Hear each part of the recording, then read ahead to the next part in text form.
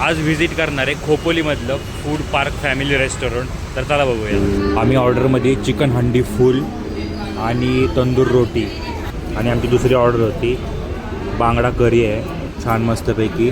त्यात अख्खा एक बांगड्याचा पीस आला आहे आणि इथं सुरमई फ्राय आहे छान सजवून दिलं आहे आम्हाला. आणि इथं स्टीम राईस आहे. तर ह्यामध्ये 16 पीस चिकनचे आणि मस्तपैकी एवढी मोठी हंडी आली आहे बघू शकता. जबरदस्त आहे छान दिसायला आहे. टेस्ट करून सांगतो. मस्तपैकी बांगड्याचा पीस आहे संपूर्ण आणि छान करी पण आहे बांगड्याची करी. इथे तंदूर रोटीच मिळते त्यामुळे आम्ही तंदूर रोटी ऑर्डर केली आहे. चिकनचे पीस जर बघितले तर मीडियम आहे साईजमध्ये आणि ग्रेव्ही पण बऱ्यापैकी ठीक आहे. कलर वगैरे काय दिसत नाही आहे कारण काही ठिकाणी खूप कलर वगैरे वापरून लाल बनवलं जातं पण इथे अजिबात कलर नाही आहे. ही फुल क्वांटिटी आहे राईसची.